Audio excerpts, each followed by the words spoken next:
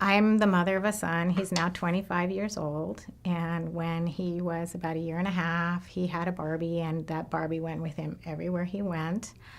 And from there, it was, I want to be a princess for Halloween. And, people would come over to the house, and he'd run out dressed up in his, dresses and crowns and stuff like that. And back then, that was over 20 years ago. I didn't know any other children that were gender creative, and I didn't know about all the resources that are out there now, like Gender Spectrum. And so I felt very isolated and alone. My child is multicultural, so and his father had died, and I really wanted to raise him in a way that would be, honoring his cultural heritage. That was really important to me. So I put him in a bilingual, bicultural preschool, and that was what I really thought about most, wanting him to learn Spanish, that kind of thing. And I didn't think about his gender expression and what he needed.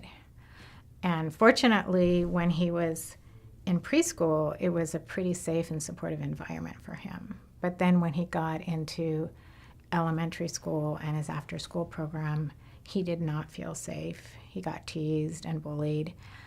And even some of the adults were doing things that were not sort of sensitive to the fact that not all boys fit into this boy box, right? So I went through a lot of struggle internally to try to understand how to support him and how to be a good mother and all of that. And it was really tied in with my own identity as a woman, as a mother, as a mixed race person, and all that. You can't separate out the parts of yourself. And so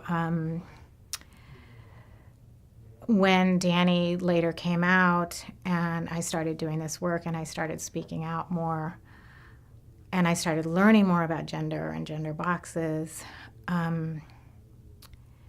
it was not only for me how can I be a better mother, how can I support my son, but it was liberating for me, because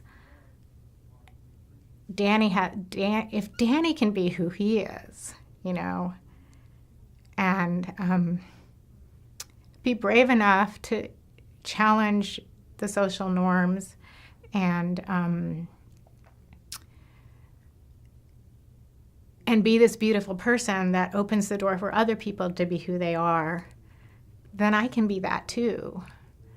And for me, it's really this shift from mixed race, gender creative child, single mom equals misfit equals not entitled to hell yeah, not only are we, worth something, we deserve to be treated with respect, and we belong here. And I'm going to tell you about it.